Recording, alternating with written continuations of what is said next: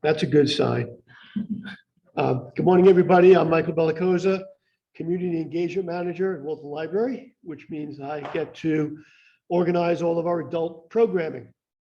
And I'm very pleased to see you all here this morning. This is actually the first in-person program that we've done since March 2020. So congratulations for being here. It's a great topic and a great speaker. And you're going to see his presentation on the screen, which is also going to make a recording of his presentation, which we'll make available probably within a few days after the program, so you can review that. You've got the handouts. There's a sign-up sheet in the back if you want more information. And with that, I'm going to turn this over to my friend Carolina from SpedNet, and she's going to introduce the speaker. So enjoy the program.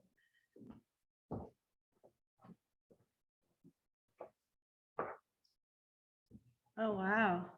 This is something else. I'm so used to rolling out of just turning the computer on. So, hey, welcome everybody. I can't see everybody's faces, but so today's talk is presented by us, SpedNet Wilton, in partnership with the Wilton Library, Wilton Special Education PTA, and the Wilton Public Schools. So I'm just going to 2 seconds, take a little shout out. So we are super excited about our new website, spednetwilton.org. So please go visit. It has so much information. It has all our webinars that we did during COVID. It's probably 40 plus, and there's a lot of great topics. All the PowerPoints and all related materials and articles are on there as well. Our guide, Bringing Knowledge to the Table, you can see a little green, a bigger version of it.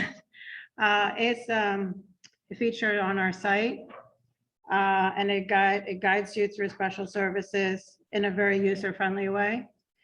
We can provide you with a soft copy if you want. If you're a part of the Wilton Public Schools, you can ask your team, they will hand them out to you. And it also can be purchased through Amazon.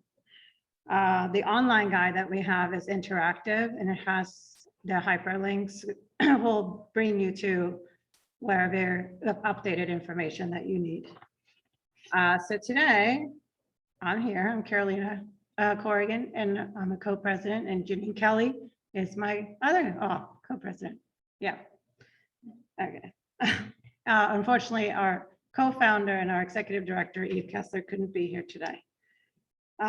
So Todd will take questions if you want to raise your hand during the presentation. Normally we do it at the end, but he said if you have anything, you can just raise your hand.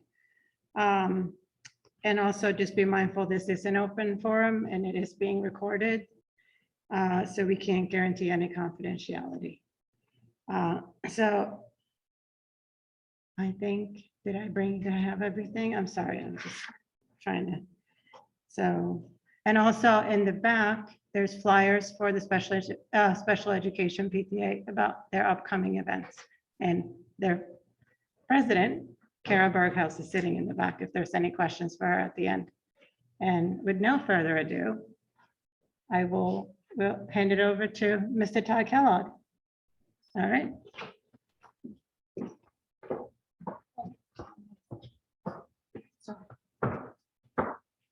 Don't forget that. Hello, can you hear me okay? Okay, I am a therapist by training, so if my voice goes low, just tell me you can't hear me. I'm quiet and soft, except at home. As my kids, my wife remind me. Can you put your therapist voice on, Dad? Okay. I want to thank SpedNet and Eve and Janine and Carolina and the Wilton Library, Wilton Public Schools, and everybody coming here.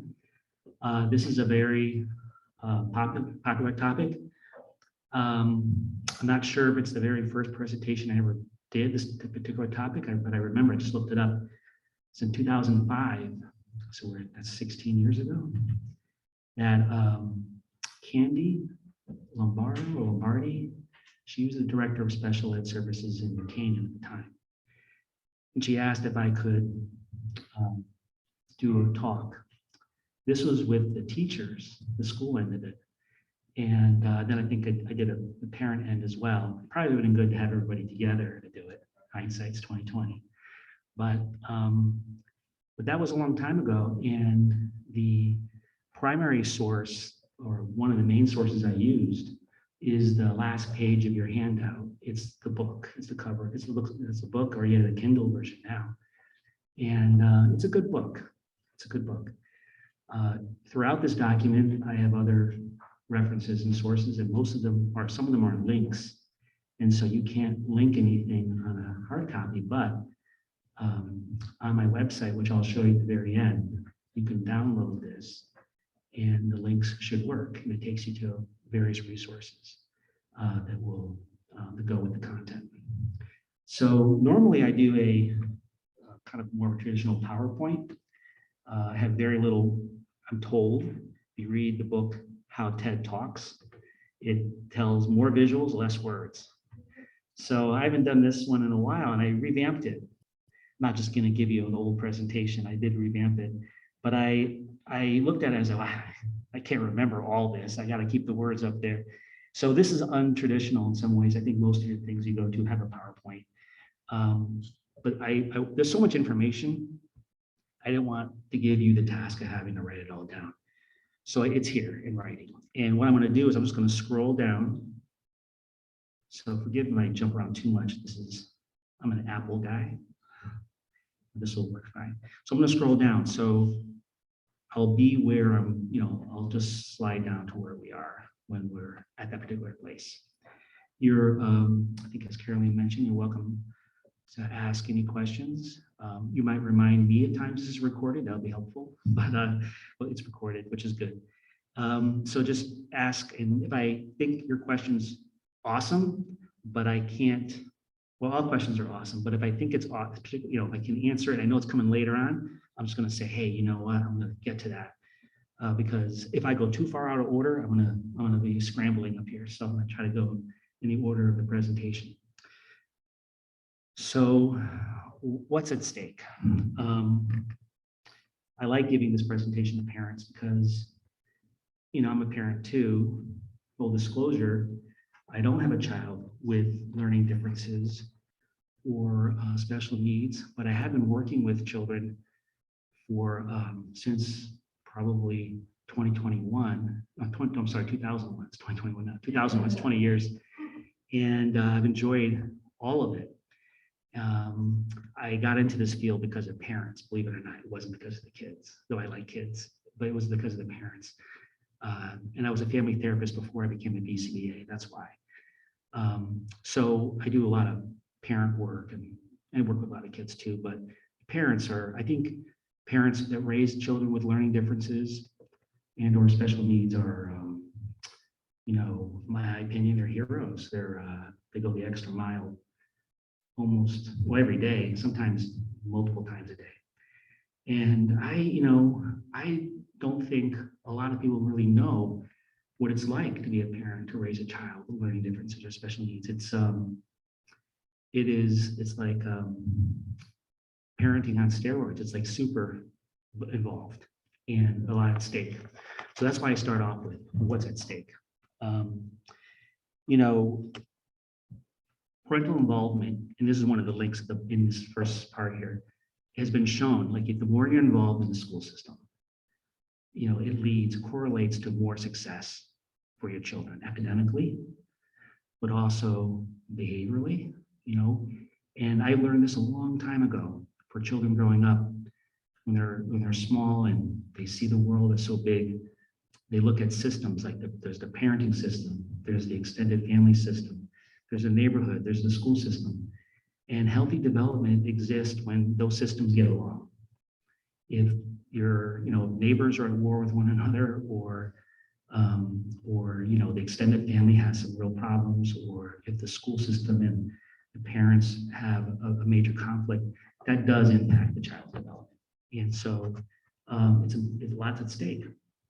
It's actually across the board when it comes to not just their behavior and academic success, but their self-esteem, their motivation, kind of buying into the big picture, especially for children who have a couple additional challenges, ahead of them. And, we're asking a lot of them to trust the parents and to trust the adults who are working with them at the school, and that we have it together, we have a plan, and we're all working together.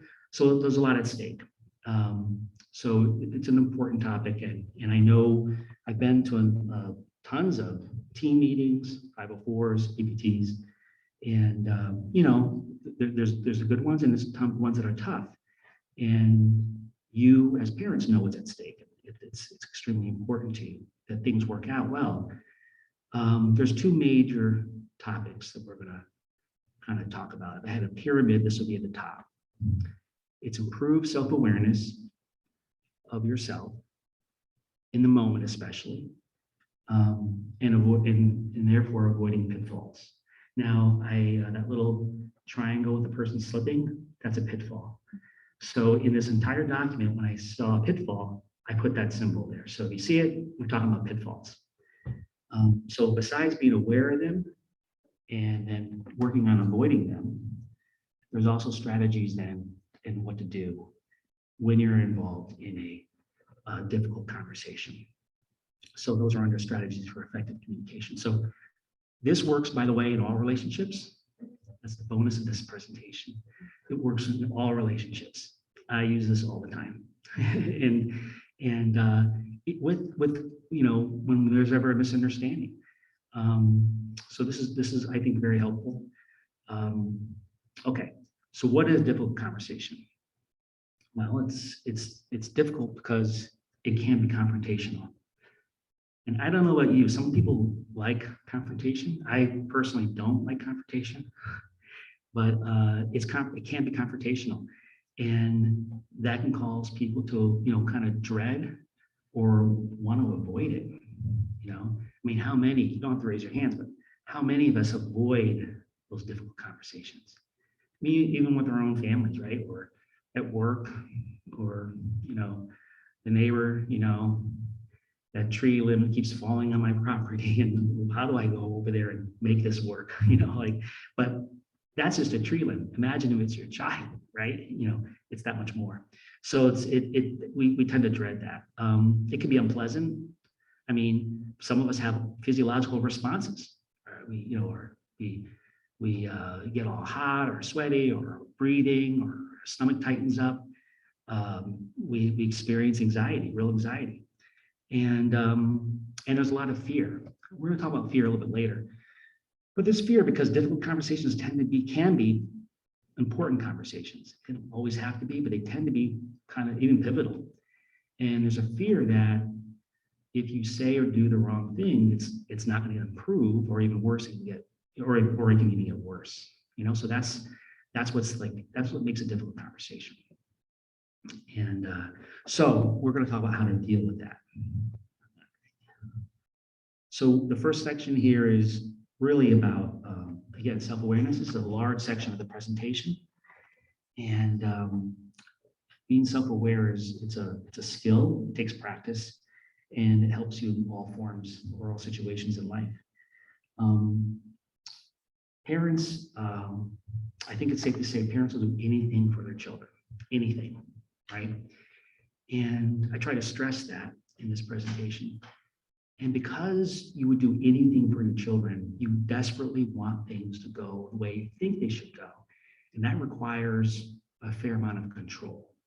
But unfortunately, outside of your immediate circle, you really don't control much, right? And so, but you want to control. And there's a very strong connection between the amount of control that we think we have and the amount of anxiety that we experience. So the more control we feel like we have over something, the less anxiety we have. In fact, if someone were to go and get worked with therapists on anxiety management, it's about finding parts of your life that you do control. If you feel like you don't control something, the anxiety goes through the roof. And I think the analogy I always use is, like, you're on the airline, you're taking a flight, right? You're not flying the plane. You have zero control. For some people, that's very anxiety provoking. They feel better driving a car because you are in control. Though most of us know that the rate of accidents are much higher driving than flying. yet we still feel safer driving. It's just what we control and we can't control. No, for parents now, if you feel in a situation where you don't feel like you have enough control, the anxiety goes through the roof a bit or raises, you have that old, you heard it before, the fight flight response, right? A very core part of all of us.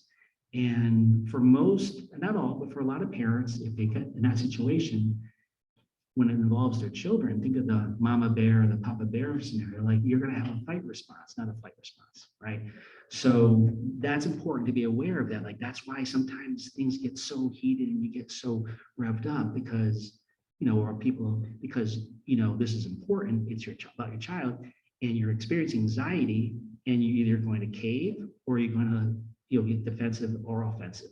And sometimes that's needed, but that's the human response that we have. Now, when we talk about anxiety, I find this information very helpful. Anxiety does not exist in a vacuum, and it's used all over media, and you can look up Google, and so forth.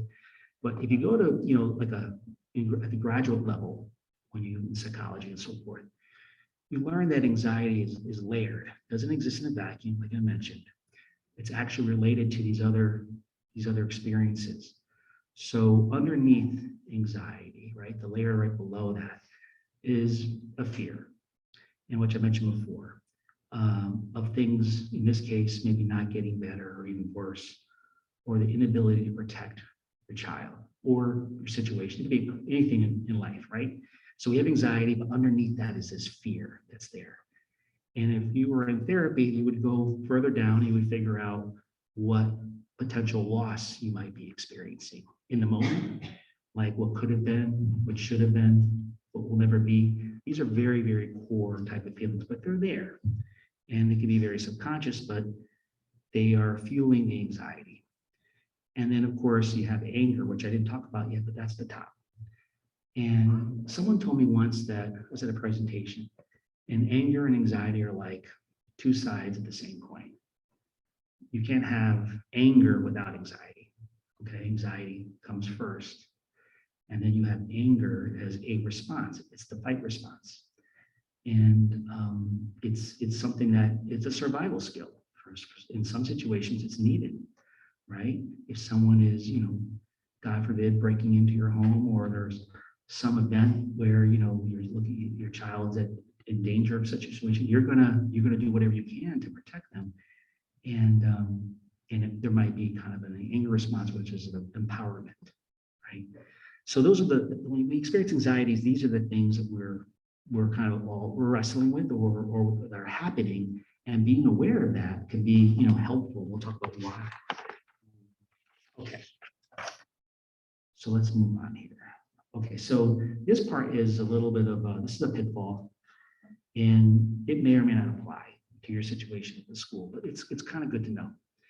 There's something called triangulation. Now, you might know what that means. It's the term that's used in a variety of contexts, but in this way, we're using we call triangulation because whenever you have two people or two sources, like it could be the parent, the family, and the school, or a parent and parent, or whatever the case may be, if there's stress that happens, if there's stress that's going on between those two entities, those two people or two sources, then it's very natural to pull in a third.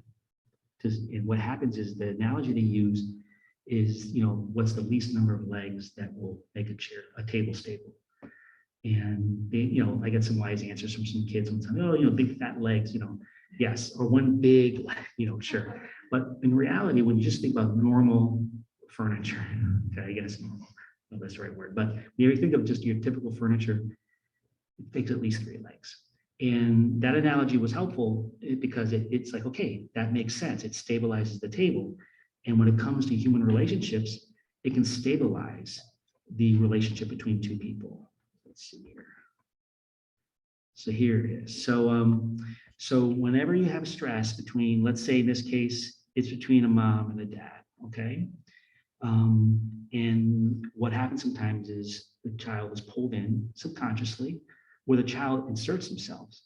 And the stress is relieved because you get the third person to help that mediates things. It could be a distraction, like this person is not doing well at school, or he's not going to get on the football team, or this, or he doesn't have any friends, or whatever. It could be lots of different things, but it distracts you and it kind of relieves the pressure between two people, and it diverts it there.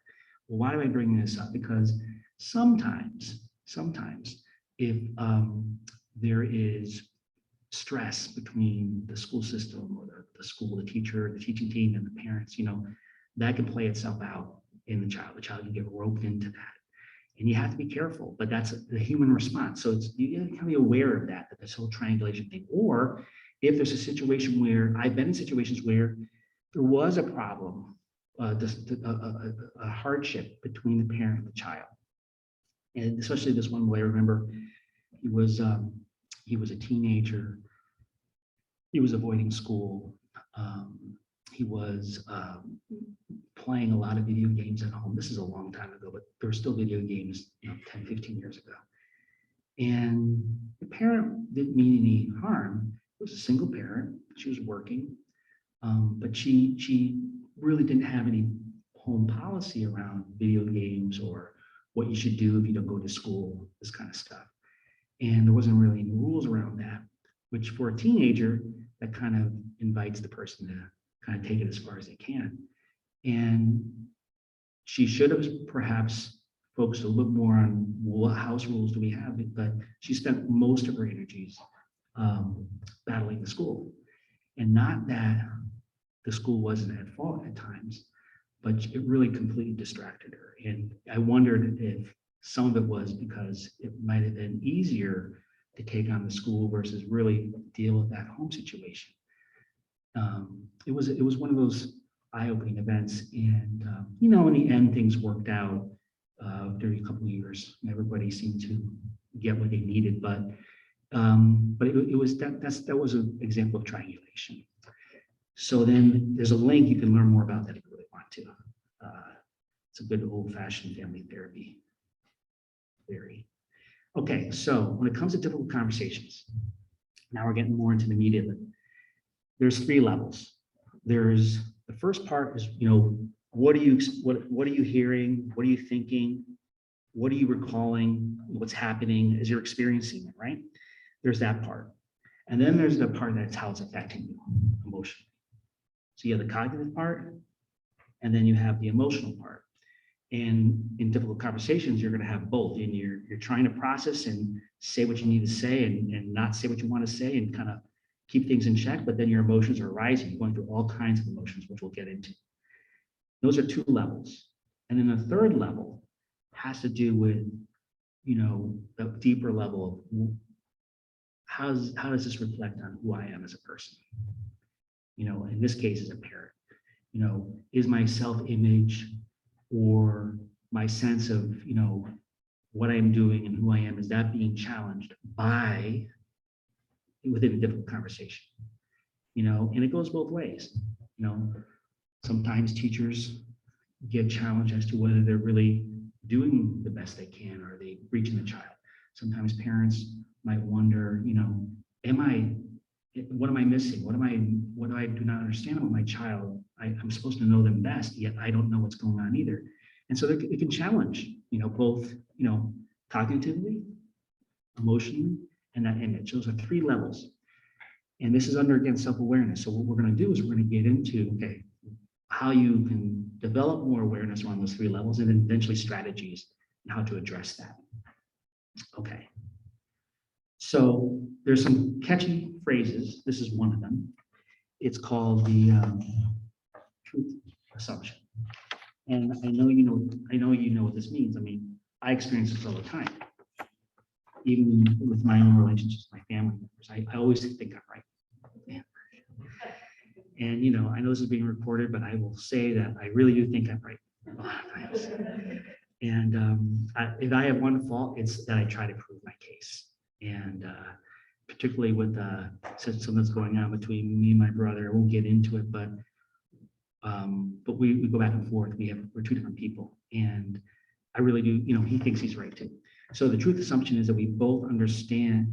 Our understanding our events are, based on how we see it play out, and we think that is the reality, right? That's not, and I'm a big believer, we won't get into philosophy now. I do believe, in some absolutes, and often there's absolutes around truth. But when it comes to a relationship, truth is not as clear. And my truth can be partial.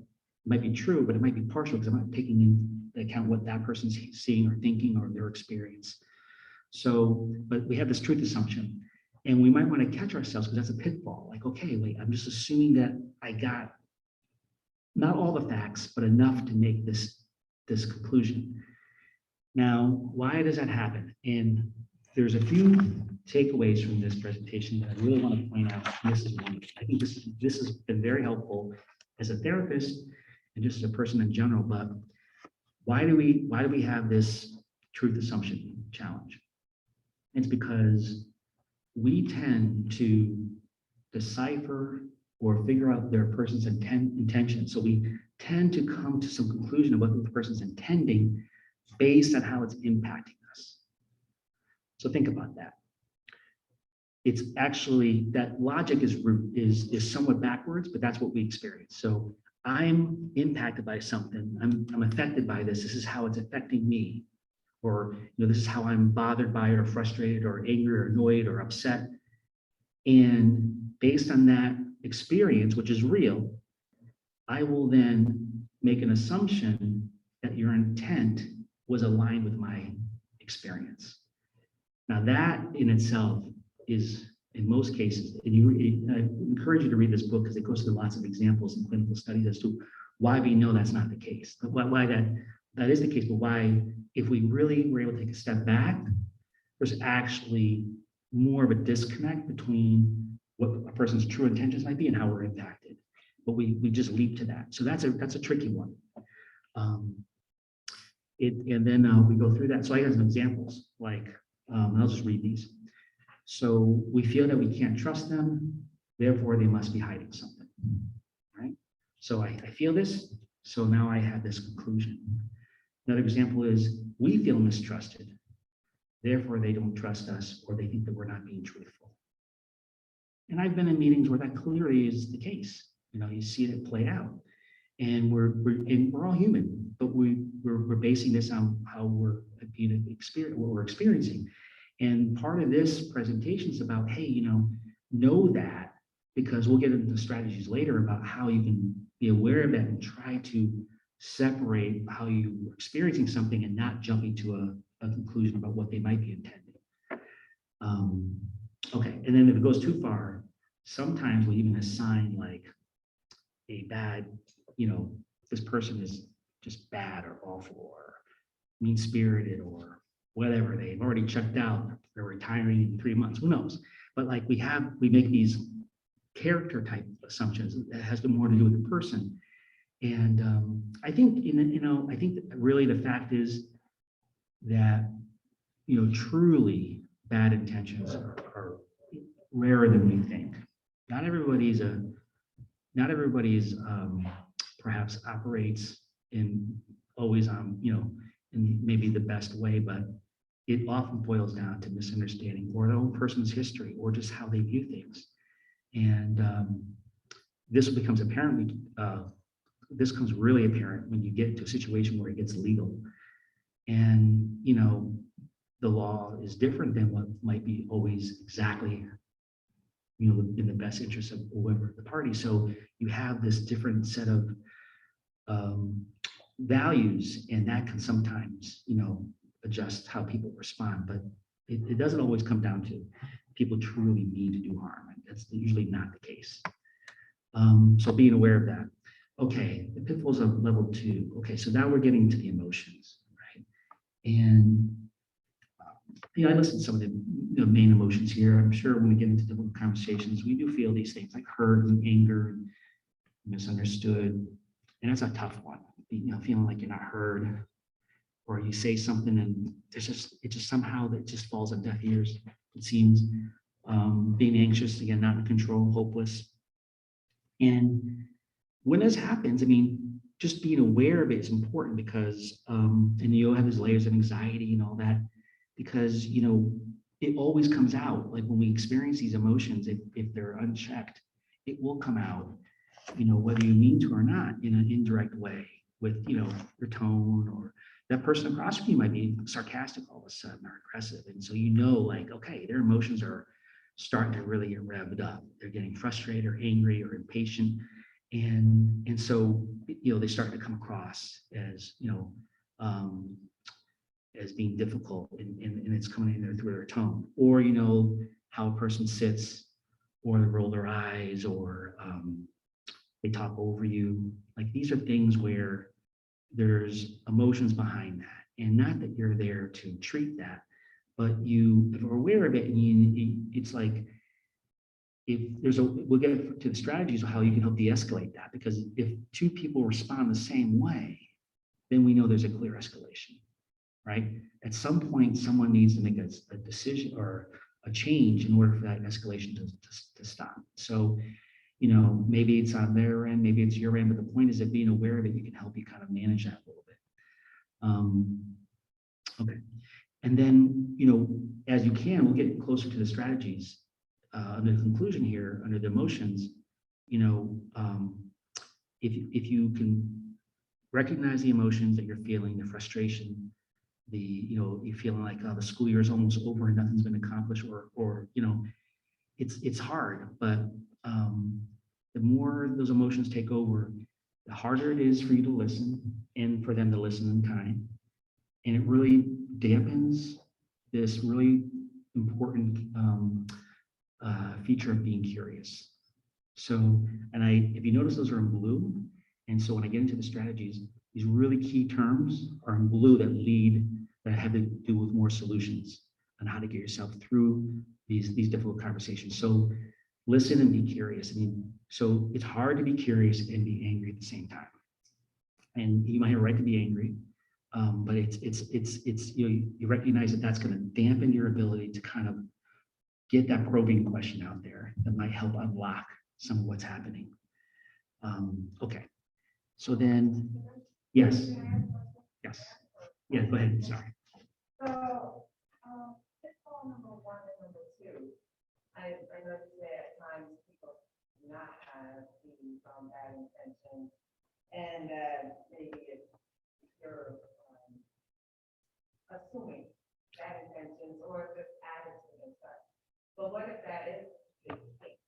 So how do you prepare yourself? I mean, this happens in your past. How do you prepare yourself mentally in the past? So I'm more speaking about past experience, how things have been better.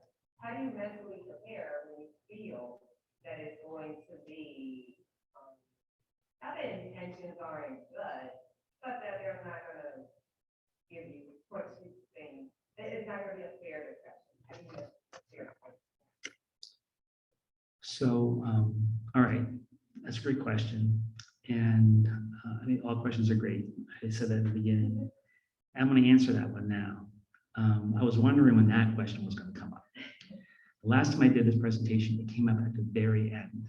And it's a hard question to answer because I'm not going to pretend to know what your situation was. And, I do firmly believe that in most cases, people don't mean to do harm.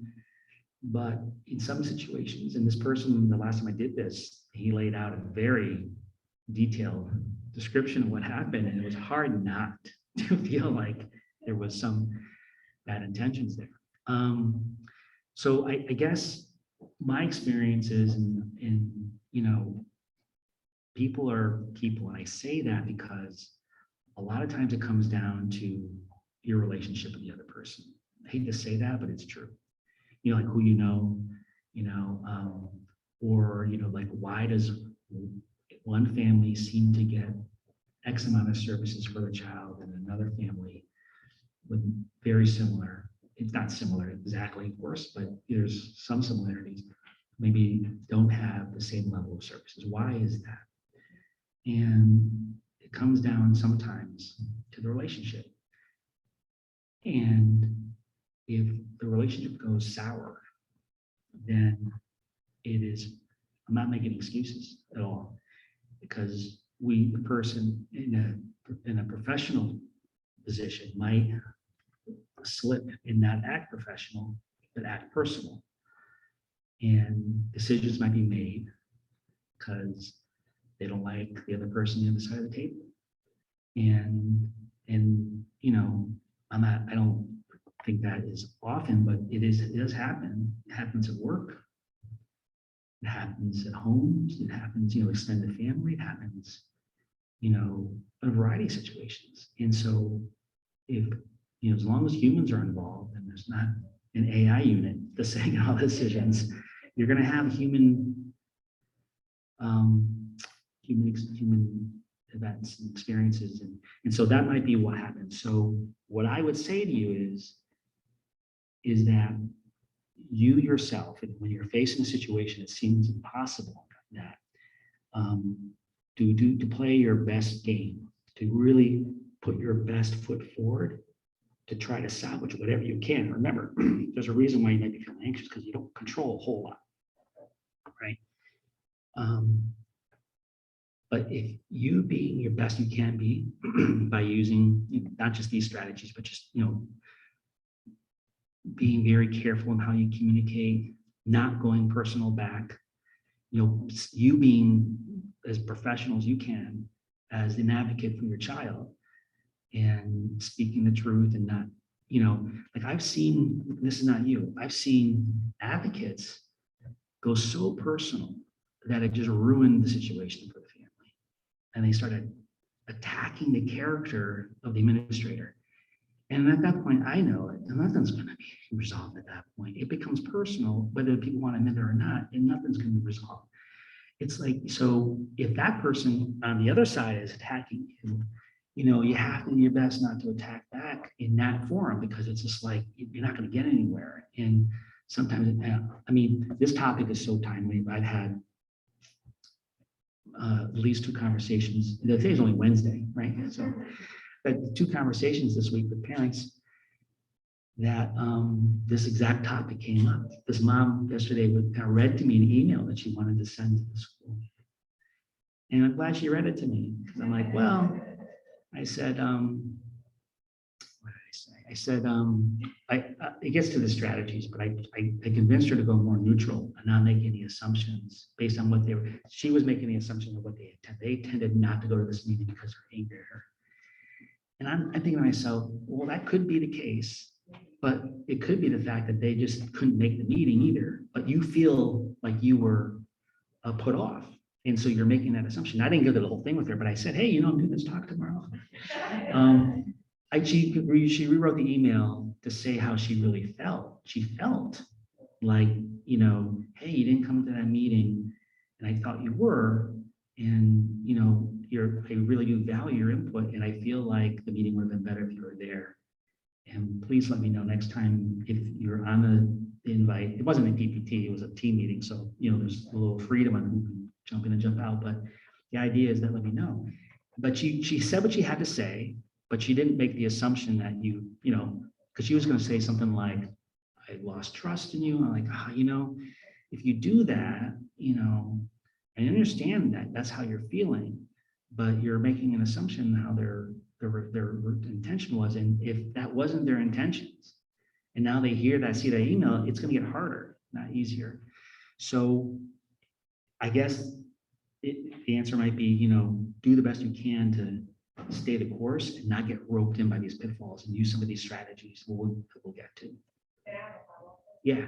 So how do you, or how would I, having, let's say, a child experience, not bring it to the next, to the new team, because So as humans, you go off based on your experience, and Right. not to have that initial. Yeah. stride. Well, you're right, because if something goes bad, when you're put back in that familiar environment. Restate the question, because that Oh, way the gotcha. Zoom will pick up the question. Oh, excellent. So your question was, based on some of these prior experiences that didn't turn out well, they were bad. you know, when you go into something that's similar in the future, how do you not? Okay, very good point, because we assign we have environmental cues. It could be the table, it could be the sitting position, it could be the person at the other end, you know, who was there the last time. So we assign environmental cues to, you know, our experiences. And so you will, whether you want to or not, you're going to probably start feeling some of those emotions again. And any strong emotion you have that's tied to something in the environment, when you come across it again, you tend to have that again, a strong emotion. So what I would suggest is that we look at that question again. You can remind me at the end of this presentation, because I think based on that, you can identify on one column, hey, these are the pitfalls based on my prior experience. These are the strategies I'm going to try to do. And this is my cheat sheet when I go in. You know, and but you're human. So you being aware of that is huge. Imagine how much harder it is when you're not aware of that. Like you're going in blind practically, right? But now you're like, okay, this could set me off. I have reason to be set off. This could be so, you know, and so, yeah, right? Yeah. I don't know how much this question is just for me. My guess is it's not, but, so I was thinking about when you were talking about how anxiety is a response to things you can't control. I was thinking about how I've had, anxiety about lots of things in my life, but in particular, having a kid with special needs, in particular, behavioral special needs, there's a particular kind of anxiety because it's not only me who's like, oh, I can't control it. It's like all the other adults in the world are like, oh, can you fix that now? And like, I feel like I have this conversation all the time with family members, sports coaches, teachers, everyone, and they're like, this happened, and I'm like, are you telling me, like, what exactly is your goal right now to tell me this, and what exactly are your expectations of what you think I should do? And so that's a multi-layered anxiety, because it's not just me who feels like I should fix it, it's like the person on the other end of the phone too. And so and then your next thing is that triangulation, and I'm like, oh, well, maybe that's why they're calling. They just want like a third party there to be like, oh yes, I hear you, that was hard. Yep, no, that we don't support that behavior. Yep, you're right. I'm just kind of wondering about that particular interaction when like other systems reach out to the parent. Right. So your question is, a part of your question was, you know, if this was related to what I can control, what I can't control, and the more I can't control, the more anxiety I'm feeling. And so sometimes I get a question or a request to control something about my child when I'm not even there, right? And you know, how do I handle that? Because you know, it's hard enough to control situations when you are there. It's really hard to have some control when you're not even there at all. So you know, that makes you're anxious too, right? Is that like increase your anxiety around the whole thing and not even know how to respond? Yeah. Okay. And what is and I guess I'm just wondering about like a respectful response that Right. acknowledges their feelings, Right. but and so like we're working on it. Yep. Let's use the coach as an example. That's a good one, I think. They're all good, but okay. So that's frustrating, right? I mean, I can't pretend to know what you're feeling, but I would feel frustrated because I'm working, you know, I put in so much time and effort in helping my child, and you know, I can't be everywhere. I can't do everything. And now you're asking me, you're complaining about this, and I'm supposed to somehow fix this. That's frustrating and very anxiety provoking for me. This is what I would do, and I think it is triangulation. I think on one level, the coach is trying to pull you in because there's stress now between your child and the coach. And I don't mean like just like it's stressful, okay? And pulling you in, suggesting even that you can fix it, right? Would mean that if you don't, well, maybe it's not all his fault, it's your fault too, because can't you know him best, can't you just say something or do something and make sure he's okay the next time he shows up, whatever. So I think one way around this is to identify what that person's experiencing. They're experiencing anxiety too, right? It's a human condition we have. And So you don't have to say, oh, you're anxious, but you can be like, he wants to control this if he could. He can't. Henceforth, he's got anxiety. Now he's trying to figure it out and he's coming out to you to try to resolve it. So one thing you can say is like, you know what? I know exactly what you're going through because this happens all the time. And I know how I would handle this in this situation, but being here, on the field or whatever, and I'm not here, I think together we have to come up with some kind of solution now. So in meaning like, I'm glad you told me. I don't have all the answers because I'm not there and this is your team, but I want to help, but we have to work together in figuring this out.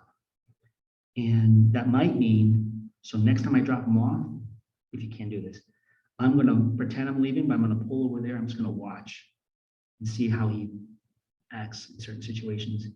And then, maybe you and I can brainstorm on how to resolve that. Because you probably do have some ideas, but it's not supposed to fall all on you though. It's together we can figure this out. I would really stress that, like together we can figure this out. There's nothing that can't be figured out, by the way. It's, as a BCBA, like as a behavioralist, using polybehavioral analysis, it's human behavior. I mean, there's very few things that can't be figured out, right? Can I just? Yeah. So all of that feels very like appropriate to me. Sometimes I feel like the adults are, once we've done that, they're still calling and want to tell me or I've said all those things and they still want to tell me every single thing. Right. And then I'm like, wow, like now I have to manage all of your feelings. Right. And so when do you just kind of say like, "Ooh," and with the assessment? Then? So I would do the first thing we talked about, like just Yep. try to go as far as you Yeah. can with that. But by now, I don't know how old your daughter or son is, but you probably know by now that certain people are more gifted than others. Some people are going to be able to handle a situation hands down, and others just won't be able to. It just won't. And, it comes in kind of recognizing that, like, look, there's a limitation to what that person can and cannot do based on their own profile, who they are in that kind of situation. And then you're not there. So it's, I think some things, like you have to make a decision, like if this is causing me too much stress, then maybe there's another person or something else I have to look for because that person never calls me. Like, it's probably like someone who might even, like it's similar maybe to someone who might come and watch your child when you're out of the house. Like, if you want to go out for the night, like some people you'll never hear from and they seem to somehow manage it, and Mary Poppins, like, right? And then other people are like, it's a house is a wreck and everything went completely upside down and you'll never call that person back. So it's like, but you can't pick and choose coaches like that, like babysitters. So it's like, you're kind of stuck. I get that. But, maybe like, instead of like trying to solve something you can't solve because you can't change that person. If you can try to work together and if there's a little bit of improvement, then that might be what you get. If there's no improvement, despite working with them, then, you're going to say, well, he just doesn't have what it takes. But it's not your problem. But you might have, but I have to look at all alternatives. Like, where else can he go? What else can he do? Yeah. It might be too that just the coach feels an obligation to partner with the feel that way. And so you can simply acknowledge and say, yeah, that is the law of items and you have to, in addition to all the other things, right? So behavior, or you just need to be blocked and just acknowledge it. They may feel obligated that they have to tell you.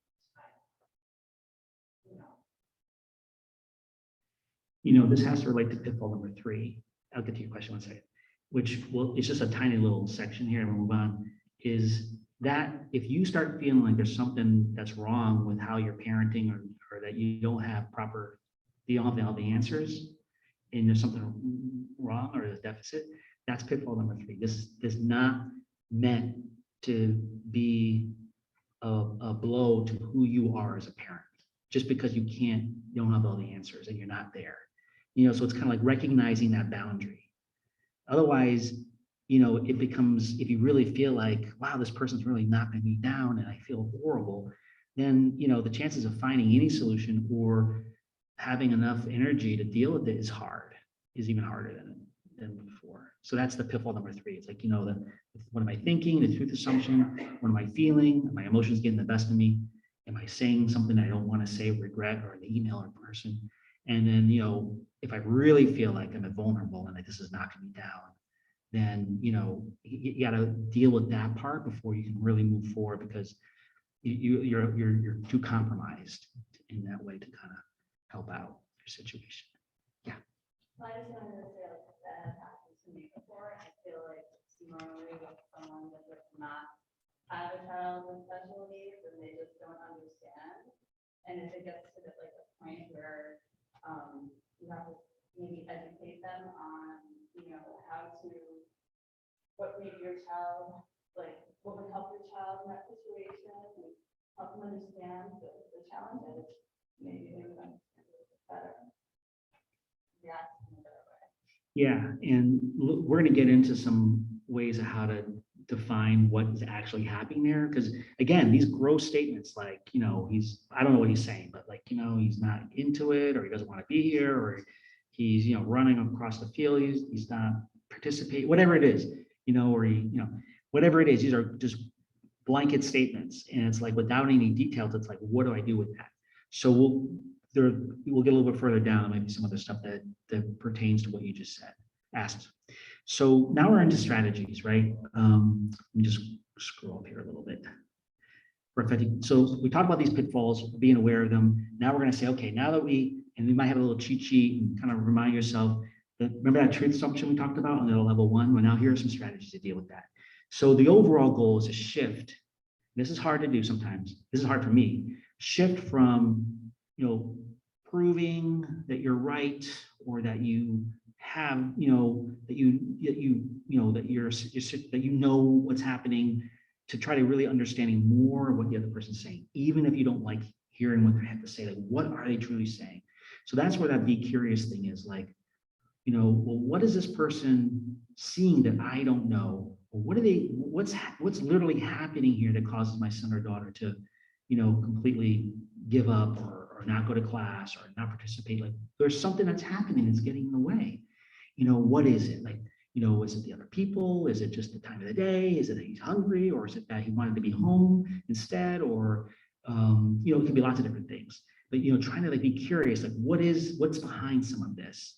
And that, the more curious you are, you're realizing that you don't, there's more for me to learn here. And I don't mind I get all the answers, but at least I'm looking for something that I don't have yet. This active listening, I'm sure you heard this before. It's like an old strategy. Active listening is hearing what the person just said and paraphrasing back. So what you just said was, if I understand correctly, you just said blank, blank, blank. Am I right? And because you want to make sure that you understood them, but you can also ask the person, can you please repeat back like what I'm about to say? So we're on the same page. My son or daughter, and you kind of go through what you have to say, not too long, just some points here. Now, can you please paraphrase back so I know we're on the same page? Because as you probably know, a lot of times if that person is, dealing with their own anxieties or frustrations or whatever, or they're trying to like, they're waiting for the next meeting to start, whatever it is, like they might not hear you. And so active listening is demonstrating full circle that we're on the same page, that we repeat back. And it's golden when it comes to your own kids. Like I can't tell you how many times I thought repeating 3 times would do the trick. It doesn't. Not until they say back exactly what they have to say. And I'm like, okay, right? So active listening is helpful. Be ready for differences of opinion, like be ready for it. It's gonna happen. Different perspective taking. You don't have to pretend to agree or like what you're hearing, but at least knowing where that person's coming from, whether it's pleasant or unpleasant, it's going to help you be able to, get to that question that, okay, let's find this. Okay, I hear what you're saying. And you can even say, to be perfectly honest, I don't entirely agree with your conclusion, but you're telling me what you're experiencing, and that I understand. I mean, we all want to be validated, and that opens up a person's mind a little bit to what comes next, if you can do that. So I'm not asking you to again, to like accept, but the understanding is allowing you then to craft your question or your response in a way where it might get to the heart of what the problem is. So there's some examples, some open-ended questions like, can you say a little bit more about how you see things? Or what information might you have that I don't? And these are just examples. Are you reacting to something I did say? How do you feel about all this? Or, where are you with this? Please say more and why this is important to you. Now, one of those is not an open question. Anybody know which one's not an open question? There's actually a closed-ended question in there. I was going to change it, but I was like, let's keep it in there as an example. So the third one, are you reacting to something I did or say? That's a yes, no. So I left it there. It shouldn't be there. It should say something like, what am I saying that that you're finding difficult? Or what am I saying that you don't understand or agree with? So something like that. But because these yes, no ones, they don't lead very far. And they don't really add to information. They basically, if you're trying to, lawyers, nothing against lawyers. I went to law school for a little bit. It's fun. But sometimes you need to get to the bottom of something, and yes, no is a very helpful thing. Yes, no, but that's not going to lead to solutions. You want to, because sometimes when you get into a yes, no question format, you're trying to prove something. And the other person knows it, and it doesn't, you basically, again, you're not trying to prove your situation right now, you're just trying to understand and then build a solution together. So open-ended is better, it can be better. Be as like what is happening? And so I'll give you some examples.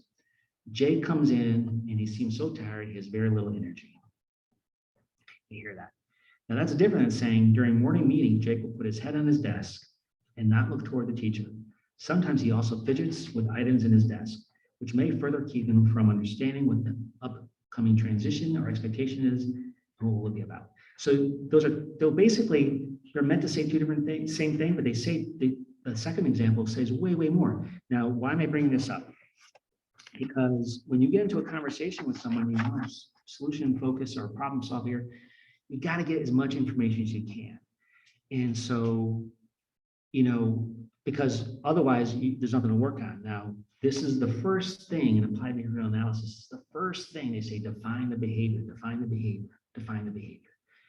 And to the point where it's like a script. And if I define the behavior well enough, that means any one of us can act it out and it'll be relatively similar. But my version of not paying attention and your version of not paying attention, your version of being lethargic, my version of being lethargic or not wanting to be here or whatever, these are all just assumptions or conclusions, but they don't define anything. There's nothing. My acting out, not being interested is way different than you acting out, not being interested. So we are so far apart. To get closer, let's talk concretely. What exactly is happening?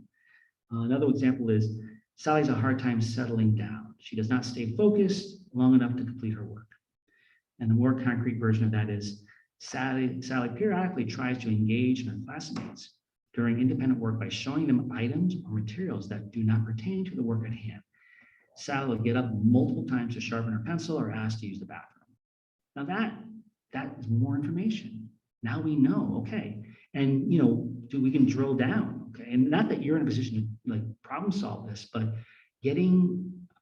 working with the teacher or the team and identifying these things that aren't going well in this much detail will help them begin to turn their attention to, okay, well, is the work too hard, or does she need more adult proximity? Because adult proximity, the closer you stand next to someone, sometimes the more compliant it might be. Or do we schedule in a bathroom break? Or do we make sure she has 3 sharpened pencils in to begin with? Like, these are lots of little, they call them antecedent strategies. Lots of strategies you do before there's a challenge or while the event's occurring that might deal with a lot of the stuff. And the bottom line is that if you give her all the sharpened pencils you want, you give her the bathroom break, you give her some downtime to hang out with some friends, if all that's taken care of and she's still, well, then maybe the work's maybe she doesn't understand the work. But the point is you got to have enough information to, Otherwise it's like, well, how long have you been teaching? Or what do you mean I'm not feeding? What do you mean you don't have breakfast in the morning? She says you have breakfast. Of course she has breakfast. Like, that's, kids will say the funniest things. So it's okay.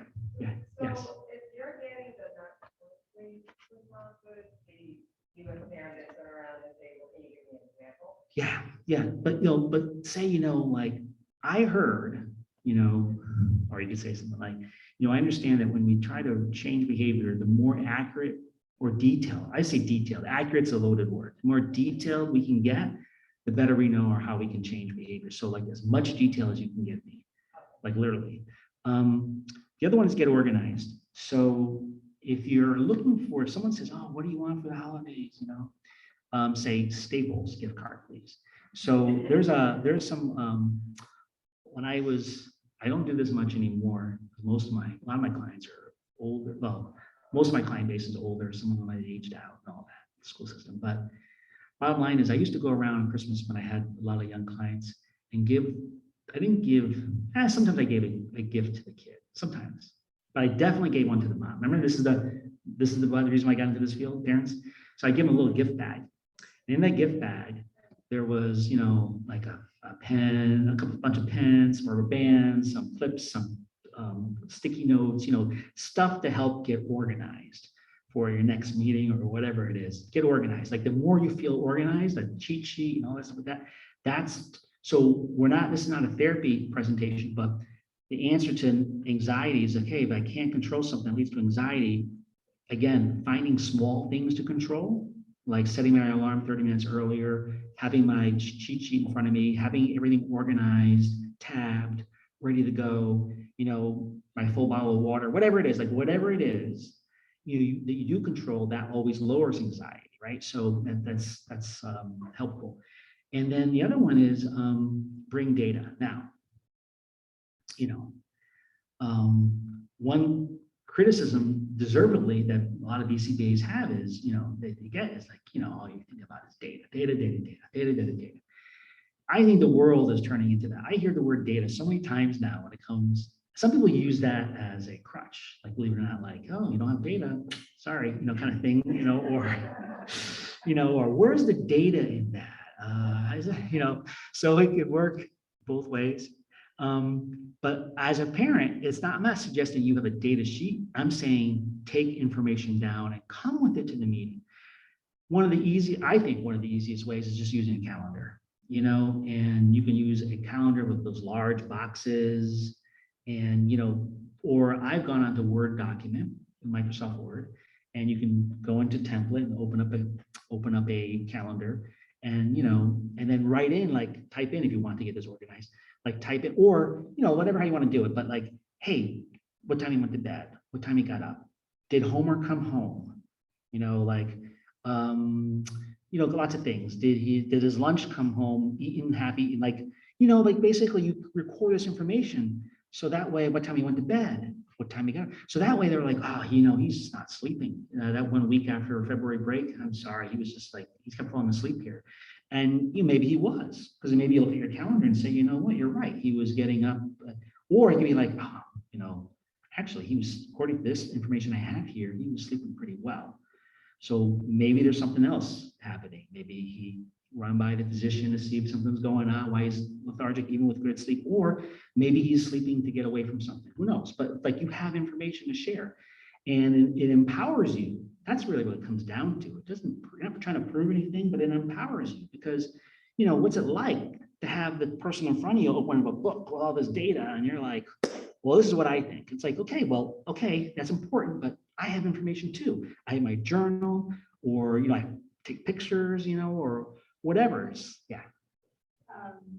So speaking of data, and like I'm just listening to your data, I'm just feeling really kind of defeated because just gonna share a little bit of background, but I had told the school I had concerns for like quite a few years, and then I ended up getting a diagnosis through a neuropsychologist. And so what happens if the school only helps with one of the diagnoses? Right. Where's the data there? There's no, I have the data.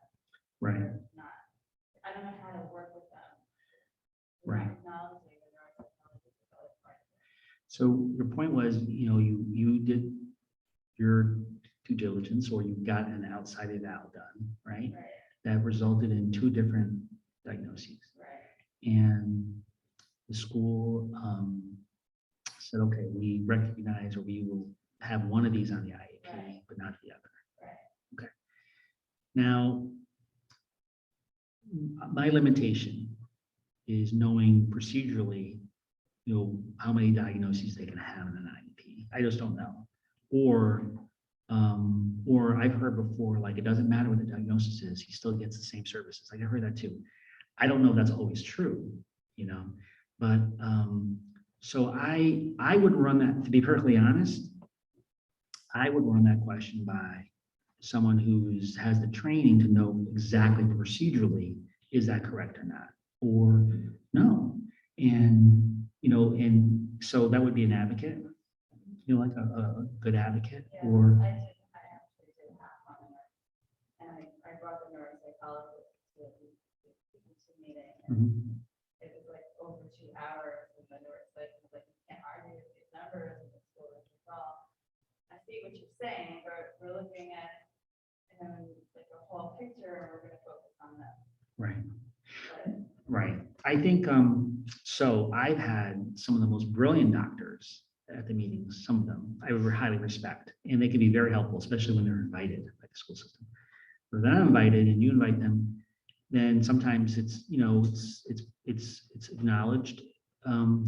But they might they really might have a different opinion, and they might disagree, right? And so this is where I would go more in the direction of like a trained advocate in special ed law and procedures, because you might be in a position to say, well, you need to provide this assessment to rule out this diagnosis then on your end. Like, you can't just say it doesn't exist. You know what I'm saying? yeah, I did have an advocate. It was pretty much like, it has to be this. Like, we don't want to, yeah, and I don't know.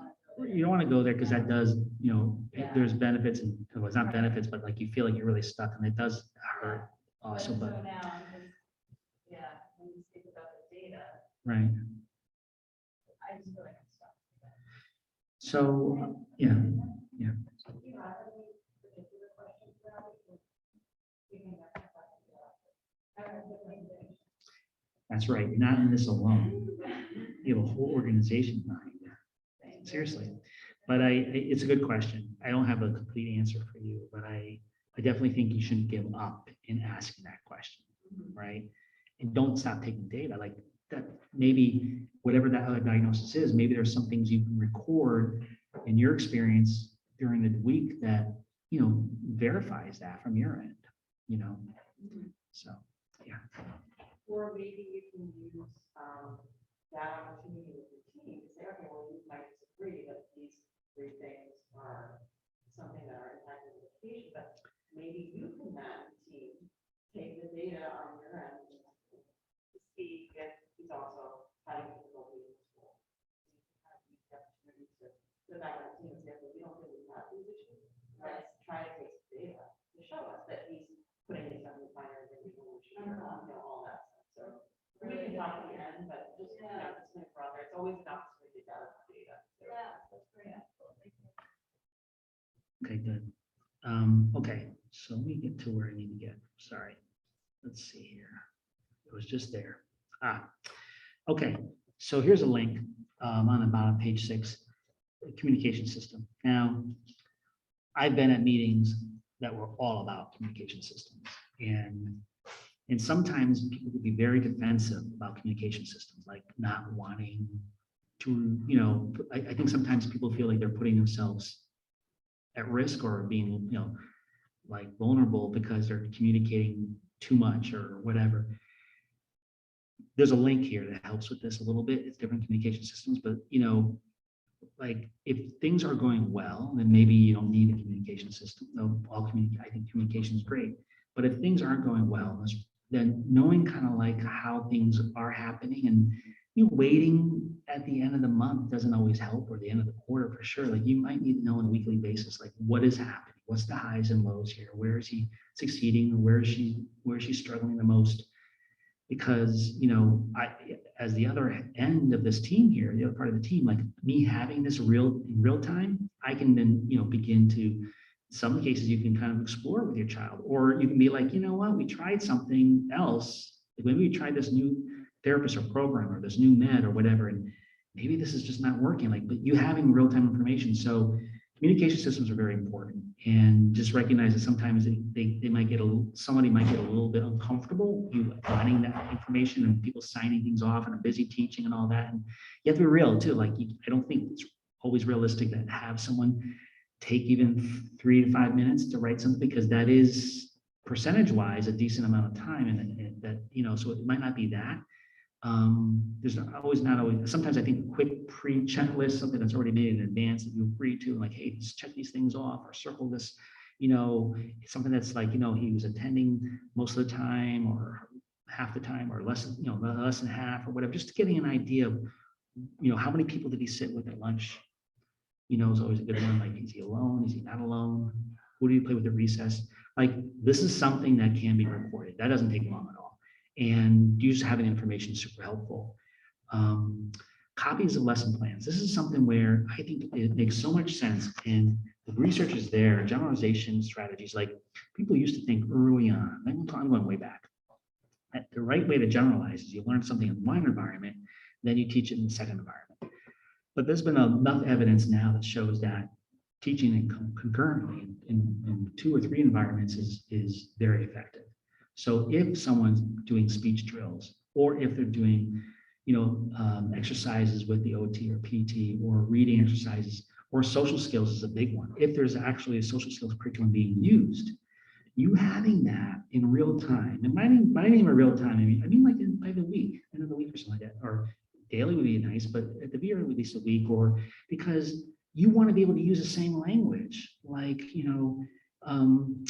if the child hears you use the same prompt and language in a social situation or with speech or reading that the teacher is using or the specialist, to the child, that means a lot. Remember, developmentally, the more the systems work together and they're in union, the more the child's at ease and they develop in a good way. So, I don't understand why this should be much more transparent. And nowadays with the internet, like, it's just like it's been on here for a long time now. But the point is that you can have this online. You don't have to send anything home. Just put it in the vault or the Google Classroom or whatever. I will do the effort of going on there, clicking it, printing it out. But I need to know the terms and the language and the prompts that you're using so that I can do that. Now, they have a reason to say, well, I don't want you to do some, like, there might be some techniques or whatever that they don't want you to do because maybe if you do it the wrong way, it might, I don't know. But so for social reasons, that's never the case. Maybe for speech, maybe, but for, like, OTPT, even if they videotape the exercises, send that to me. I will play it and repeat here. That is very, very helpful, and that empowers you. And so this is about, like, this strategy is about, like, moving in the direction of finding solutions or ways to collaborate. Okay. So then we're up and now on top of the page. Here we go. So this is the part now where, belief versus intention. So remember I talked about that before? So now this is like you trying to, like, keep that in mind. Like, am I making a link between how I am feeling and what I think they're intending? Like, this is like one of the strategies. And if you could have this, like, this cheat sheet, say, okay, this is number 2, try to disentangle this. And one of the best ways to do this is try to respond in a neutral way. Neutral. Now, there's some clients I work with that they've helped me with this strategy a lot because I know this really works well. Someone who deals with chronic anxiety or whatever, they might always go to the negative viewpoint of things, like, oh, I'll never succeed, or this is too hard, or I can't do this, or it could be lots of things. I'm not going to make the team, whatever. It's just a negative viewpoint. And I say, look, and he or she may not have a reason to be positive, like maybe they failed the last test, and so saying I'm going to do great in this test is not realistic. So being just positive, but neutral is an option. So instead of saying I'm going to fail this test, or instead of being maybe a little unrealistic saying I'm going to nail this thing, Say, you know what, I struggled last time, I did mess up. This is what I did different, and I'll do my best. That's just a neutral way of approaching it. It's not assigning any, conclusions to it. Now, in your situation, when you're working within a difficult conversation, you might be feeling like they don't trust you, or they're not hearing you, they don't believe you, or that that you have the wrong diagnosis, or you don't, whatever, that you don't understand how it's done here at school. It might be that way at home, but it's not here at school, like whatever, like, and so you're like, well, what's wrong with my home? Like, what are you saying? Like, so it's like, you might be having all these kinds of feelings and emotions about this and thoughts. And so it's like, okay, but let me get back, let me say what I need to say in a neutral way. And so instead of saying, I think home is perfectly fine, thank you, or doing everything I can, it's more like, okay, I understand there's a disconnect between this behavior from school and home. And, maybe if you let me know more of what you're doing there, I can transfer that into home, see how that works. Certainly, I know there's some things that are working at home, so I can also let you know about that. Like, just trying to be neutral about it. It can help you disentangle yourself from this like connection between what you think their intentions are. Okay, some of this stuff is basically right out of it's just like 101 kind of stuff, like being empathetic. All that means is not agreeing, right?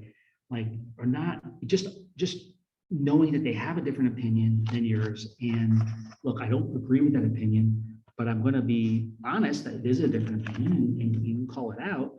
And, but recognizing, okay, you have reason to believe that this is not the case.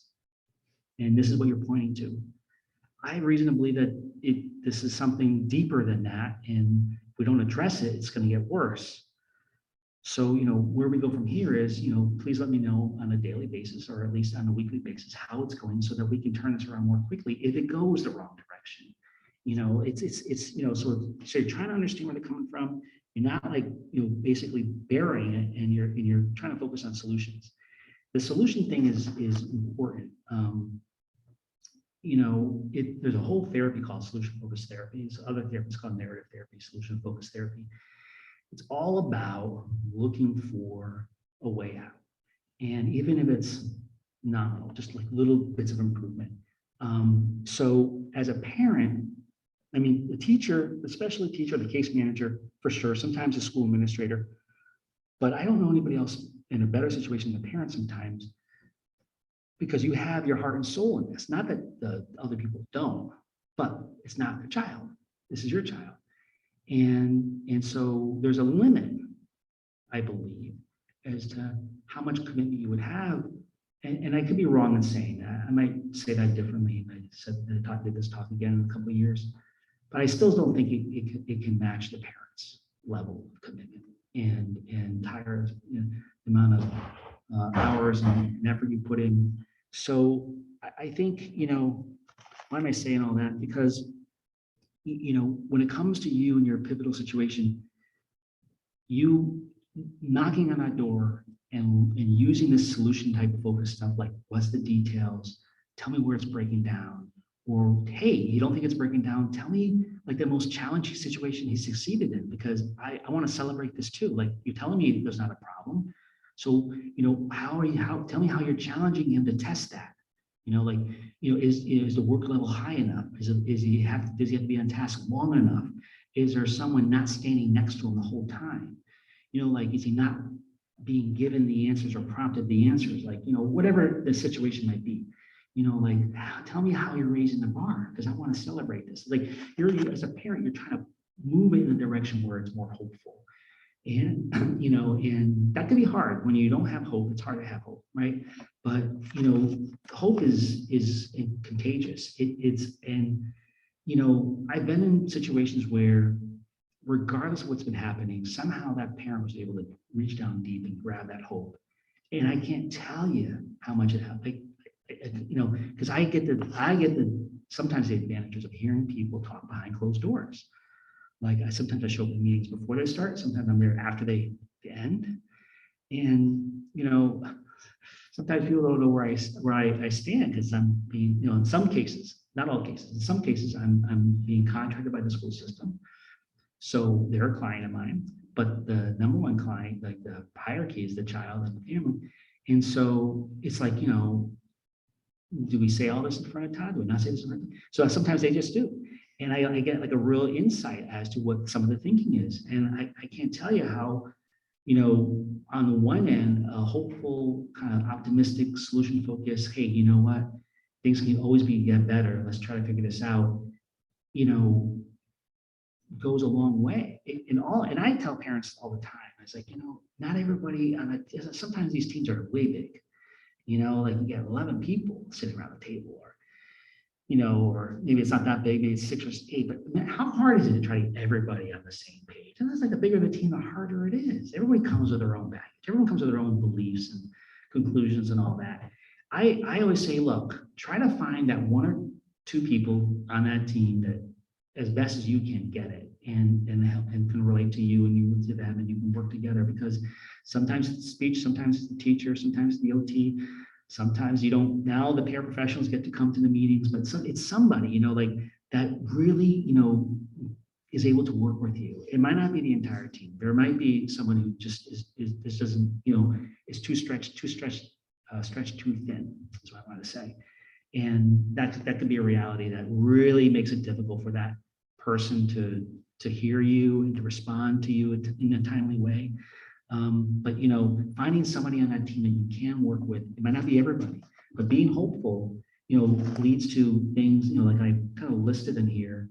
I'm sorry, I'm trying to scroll. There we go. So you can see what I can see. So, it just leads to these positive outcomes. It's reflection, intelligent action, imagination. I mean, this list could be like 20 items on there, but these are important ones. And, and I've always been impressed. There are some situations, teams and families, both school teams and families, where the level of challenge was through the roof high, like just medical, behavioral, cognitive, just, hard. And regardless of that, that family or that team in some situations was, able to always see that silver lining. Hey, he only bit 2 people today instead of 10 people. But the point is it's going down. But the point is that there's always, it's like, that's part of the profile statement. Some people just don't have that profile. That's just, you can't make that. That's just who they are. But they do manage their anxiety in a very good way. They manage their anxiety in a very good way.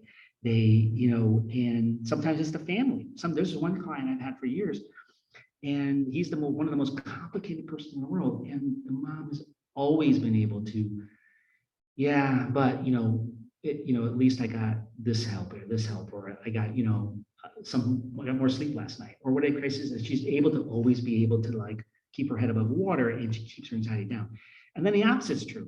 Sometimes there's someone, in my opinion, that might have a much less significant challenge and the team's overwhelmed, school or the family might be overwhelmed. And because their anxiety, it's just about how raise their anxiety level.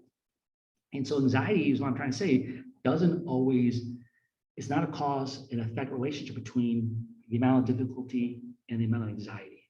Sometimes it could be high difficult, low anxiety, or high or low. So it just depends how the person processes it and experiences it. So that all being said, being hopeful, especially when others are not, can go a long way, because not being hopeful or being down can lead to this other stuff, self-doubt, fatalism.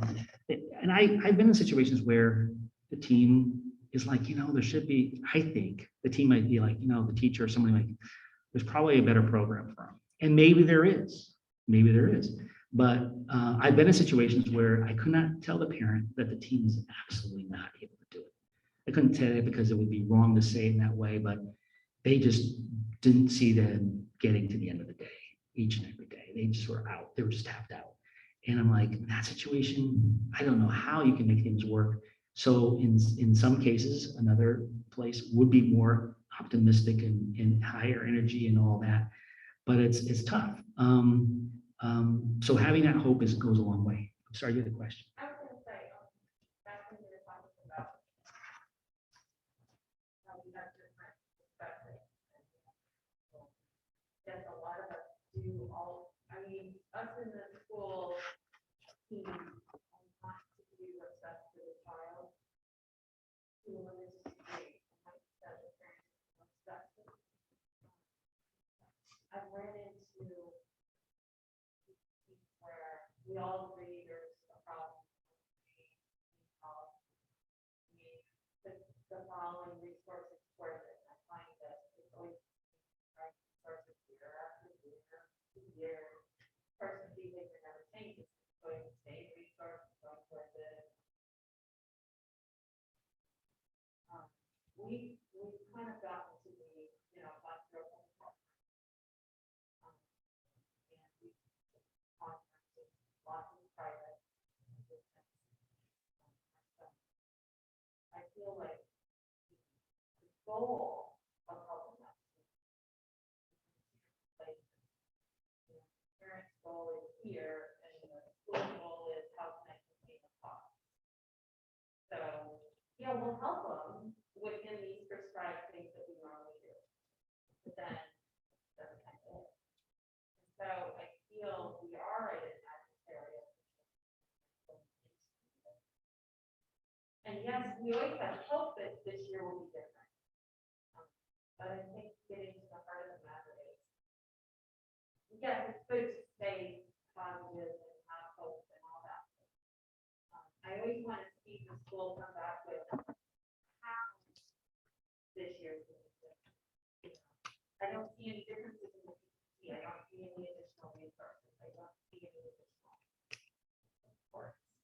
I don't see that we even followed the PPT last year because of COVID, so we didn't do exercise B and C. So I guess I don't know how to address that.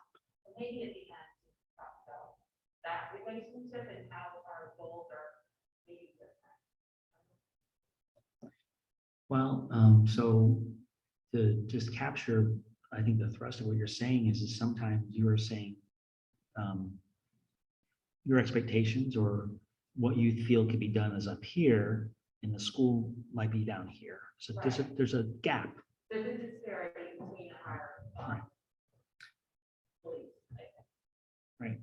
So, okay, so I think that is a couple different things. I think that's a hard reality.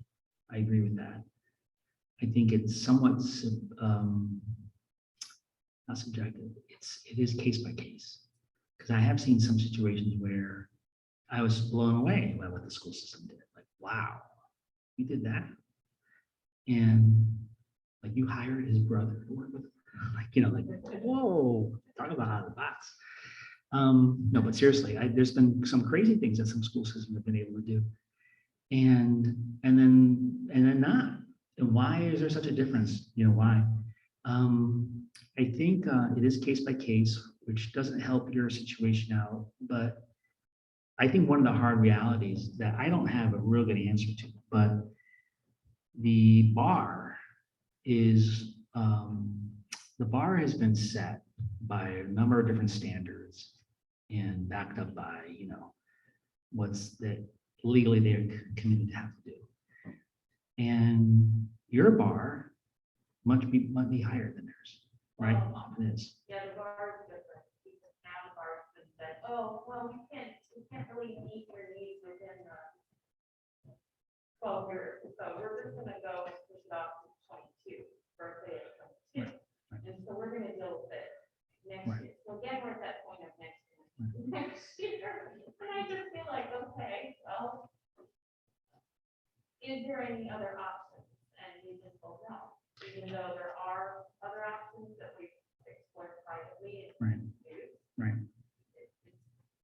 You know, I'm just saying that There is. I won't gloss over that.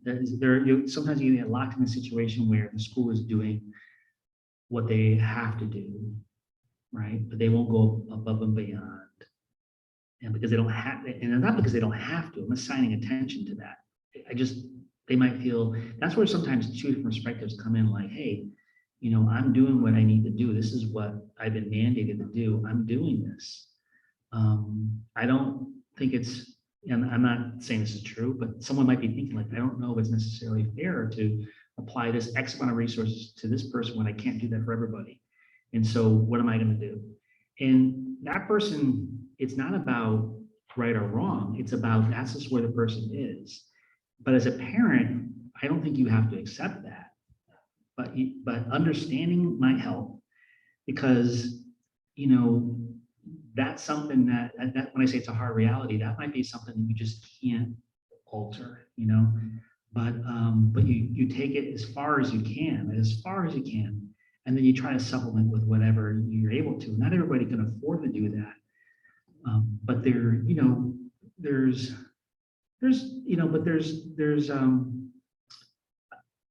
been some families that I've worked with that have been able to find resources when I didn't think resources existed, whether it's DDS, whether it's Title 19 funded services like Constellation, which is an agency, or whether, it's going to their church, or whether it's,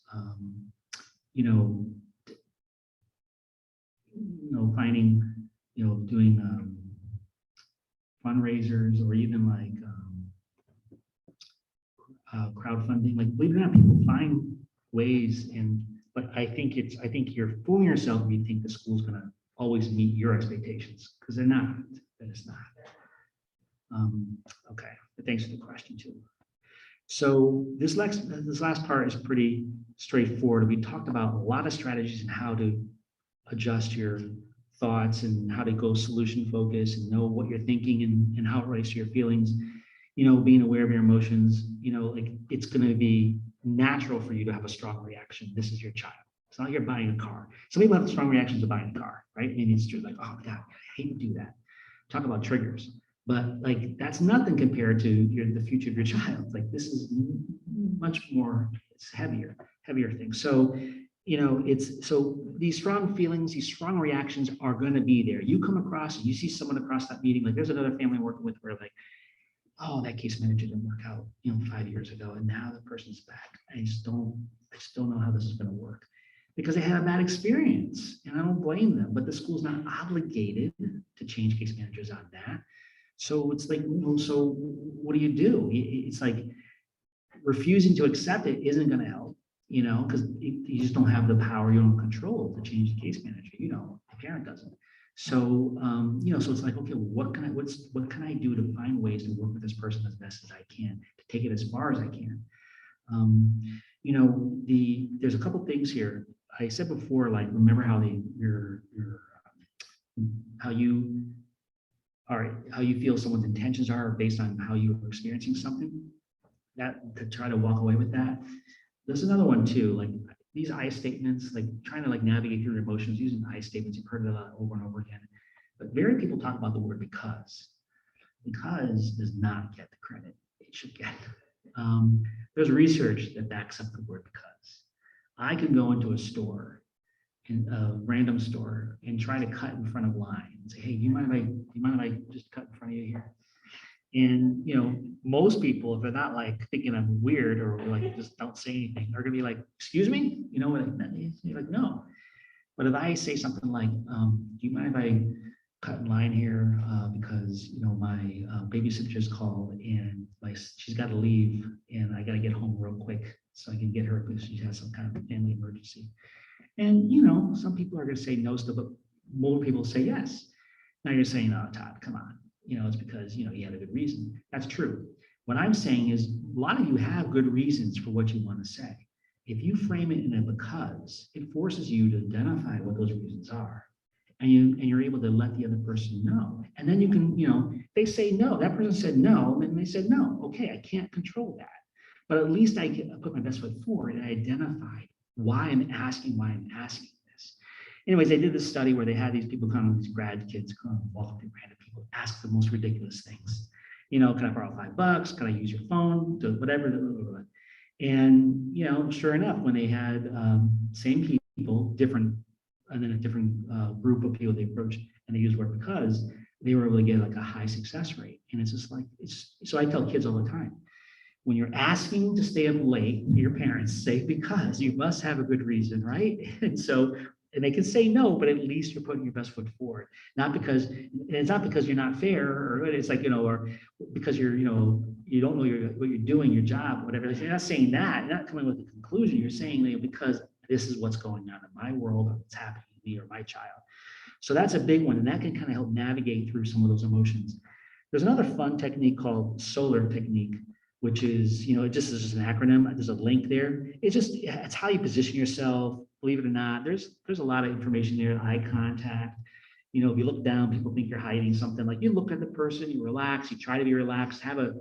Talk about sensory. Have a sensory item with you. Like, this is my favorite thing to keep with me, or my magic pen from Disney World. I'm holding this at this meeting. I'm looking at it, clutching it. It's like you have things that kind of help you kind of stay focused and present yourself the way you want to present it. And I have another tip. It's not in the slide, but sometimes less is more. So the littlest things sometimes make the kids think it's amazing. So it turns out, like when I say less or more, sometimes just listening more and less talking will help you out. The word listen and the word silent are spelled with the exact same letters. And so I never write that on the board. Kids are like, oh, wow, silent, listen, yeah. So, but silence is a really cool thing. Whenever you feel like you're being cornered, I would encourage you to recognize that and then begin to talk less or say less and listen more, but also just be silent more. In therapy, in grad school, they teach the therapist, when you want to put the client or the family in stress, don't say a word, just stare at them. I've used this a million times with my own clients. And I'm going to watch, and I just start staring at them. I give them a heads up so they don't think I'm just wacky. And they're like, all right, Ray. I said, yeah, so, so sometimes, silence is an important thing. But if you feel like you're back against the corner, and just start to be quiet and say less and just start listening and staring a little bit. And it might knock them off a little bit of where they are, and then you can kind of come in with your very carefully crafted solution-focused statement. The other thing too is they say, like, in sales, right? In negotiations, the first person to talk. So you offer something and you just listen, you just quiet. And you might find yourself that they're doing the same thing sometimes, but it's like, just be silent and just let that go for a while and see where that takes you. And then come with your delivery, with what you want to say. The comedians use that all the time. They use that. The comedians use that silent, boom, the punchline. So, that works with, the last thing I have to say is, as parents, remember triangulation? Kids will want parents to not agree on certain things like computer time, screen time, bedtime, who's allowed this or that. And often sometimes drives a wedge between the parents. So if you want to really throw your child off, tell your spouse, say, look, when it comes to us, we're going to say what you're going to have to say, and we're just going to stare at them. And I will guarantee you, after they're going to be like, what is your problem? And they'll have to leave and walk away. They can't maintain themselves in that vacuum. And the ones that can talk a lot will keep going. And all of a sudden they realize you're not saying anything. Did you hear me? Did you hear me? And you're just going to stare at them. And if you can put your arms around each other and just stare at them together, it's a paradox. It scares the heck out of them, but it also makes them feel good inside, but it scares the heck out of them. Like, oh my gosh, it is true. That's fun. So, and at the meetings too, if your spouse can come, or whatever, just, or talk to your advocate or whoever's, you say, hey, take my cue. Let's just slow it down. Let's just listen and just let them do most of the, in certain situations. But anyways, for your kids, that's a really neat thing. Okay, then this is the level 3 strategies about your self-image. This is something like, I don't know if everyone has a was a model or something they live by. I think it might help to be to identify what yours is.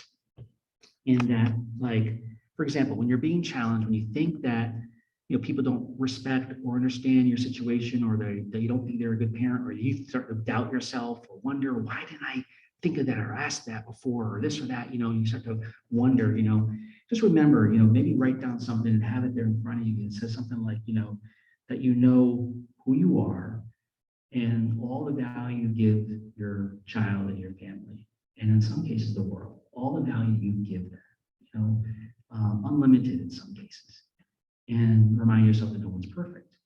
So like just being solid with who you are and being okay with the imperfections, but also with all the effort and how your heart is in the right place and all that will help you sometimes when you get to the point where, you're feeling attacked, and again, that might not actually be happening, or it might be happening, but you're feeling it regardless. And so you have that statement, you're holding on to that. Sometimes it also helps, when you do that, a little bit of mindfulness, like mindfulness goes a long way when it comes to trying to remember, like, what am I picking up on here? Like, how are they feeling? Where are we missing each other? What I'm feeling this, does that mean that's their intentions? Like having this, maybe looking at your cheat sheet, but like trying to stay in the moment. Anxiety is always based in the future. It could be 2 seconds from now. It could be a minute from now, a year from now, a week, whatever. It's always in the future. Anxiety is never about the moment. The moment is the moment. It literally is happening as each second goes by. If you ground yourself in the moment, right, and just, breathe and ground yourself in the moment, and, say the statement of how awesome you are as a parent, and how, you do anything for your child and you're trying your best, that will help you not be, it could help you not be as flustered much and kind of keep to your game plan. In the moment. So, okay. So conclusion basically is kind of like, this is like in a nutshell, this is kind of going from wanting to prove a point, getting them to do what I want and delivering a message, to sharing information and asking questions, expressing your emotions and understanding, and developing a group solution. Now, I know in some situations, if there's a particular person at the meeting who the relationship has gone sour and it's hard, that can make it more difficult. And maybe it's like, because it's your child at stake, right?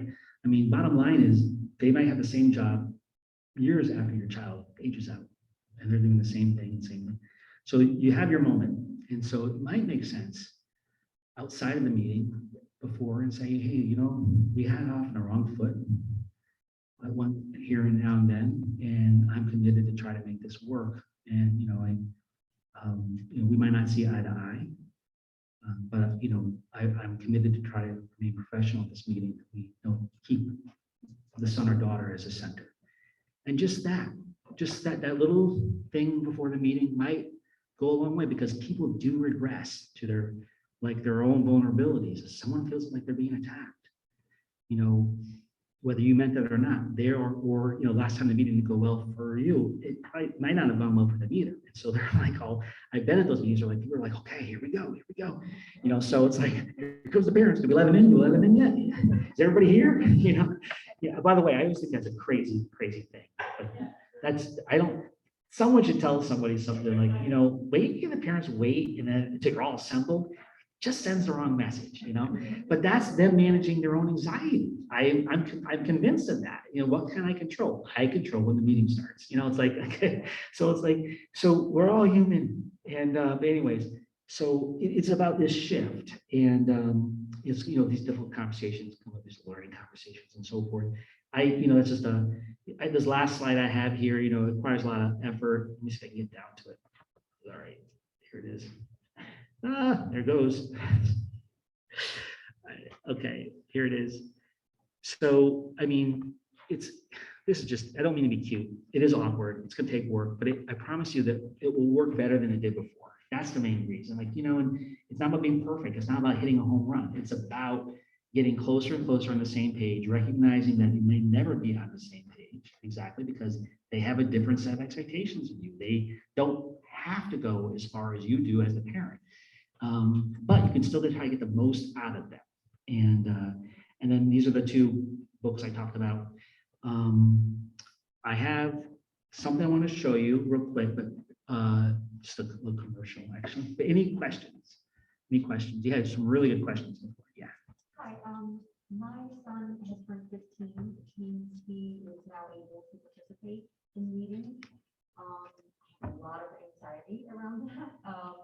I don't want to coach him in any direction, but I want him to be prepared for the situation. He has his own anxiety, pressure, and all sorts of other things, and he's never been in one of these meetings before, obviously. I wonder if you could talk a little bit about managing the situation when your child is a part of the meeting, and also as parents, how we can help our child handle meetings. Okay, good. Great question. So a couple of different thoughts in that. And your question was, my child's now 15 and he's going to be attending his first, PPT meeting, and, I don't want to, you said I don't want to coach him or like put words in his mouth, whatever, like I'm paraphrasing, but, I want him to be prepared and ready and relaxed, basically. So I think a couple things. One, I would help him understand, well, first of all, I would start with the very basic stuff. Like if you have an agenda, right, which I guess you have to print it out and say, look, this is the format of the meeting. This is exactly how it's going to go. And it should be around an hour, right? And I don't know what your intentions are, whether he's there for the full meeting or part of the meeting, whatever, but you are allowed to get up, go to the bathroom, like you're not stuck there. You can, just give them some basics like that and how the format is. And then that, maybe, you're gonna see mom and dad and them agree in some things and maybe disagree in some things, which is important and normal. It doesn't mean we don't like each other, and we're all here working together. And so you don't have to be nervous about anything. We're all gonna work together. And usually when the students is there, usually everybody is on their best behavior at that point, which is a good thing. But it's like, so it's like, yeah, you're gonna see Mr. So and Mrs. So-and-so, and you're gonna see nice things. And then they might say some things that might not be going as well, but that's important because we're all here together. No one's gonna get in trouble. You say nothing bad can happen. Like you're never gonna get in trouble because of anybody said anything at this meeting. Like you let them know that perhaps. Let them also know that this is just a meeting. It's not the meeting. There's lots of meetings. This is just a meeting. So don't worry about it. Nothing, nothing's gonna get ruined or whatever. Nothing's, this happens all the time, And I mean, those are just some suggestions, but I think maybe give him a script of some things he might want to say. Like if there's something he wants to say, having him have a version of that ahead of time. It's an index card, you can read it or you can just say it. If there's anything he wants to say, that's a way to that's a thing you can control that lowers your anxiety. Anything you control, printing out the agenda, having, coaching, like not coaching, but having him a script, letting him know that no one's against each other, everyone's okay, nothing in trouble, everything's good. It's not like going to the principal's office or anything like that. It's good, even though he might be there. It's like, it's okay. Yeah. Also, they don't have to go. So I always take my daughter to action. Here's what we're gonna do, here's what we're gonna talk about. But if you have an adversarial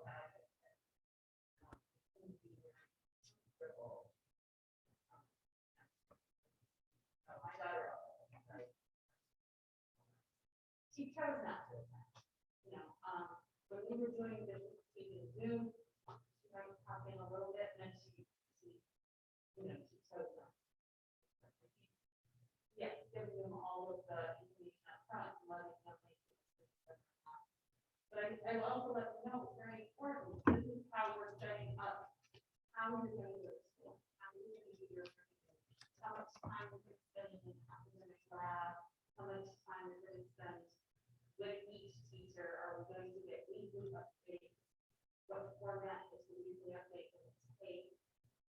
So it is important that we have your input on this, because if we set something up and you don't like it, you're not stuck with it then. So I also made sure they understood the pros and cons of attending the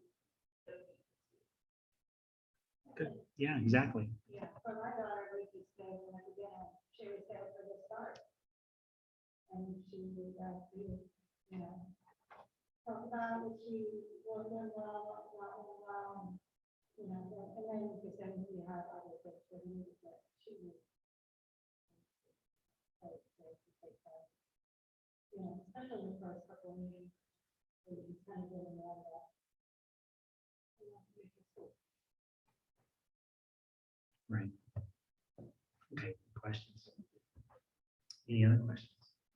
Yes. What if you find that school teachers are communicating with students and the parents in terms of need and structure and, assessing how their day is and what strategies they should be using. Like, I feel like my daughter's 15 and I'm sort of like out of the loop.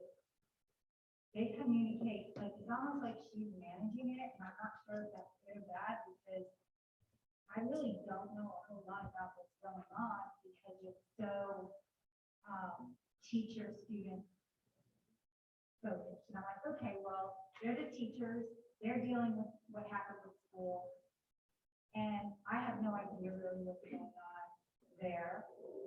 And if there's a big problem, I'll probably see it. It will manifest, it will become apparent. But she is 15.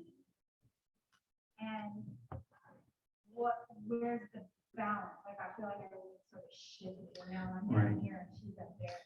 So your question is, hey, your daughter is 15, and right now it seems like the approach is that they're managing a lot of the communication, a lot of the intervention and feedback and all that is happening within the the teacher-student relationship, and maybe some of the team members, and you're kind of like not understanding what's happening outside of those not meetings, but like discussions and problem-solving situations. And so you're wondering, well, is it going well? Is it not going well? Like, what are they working through?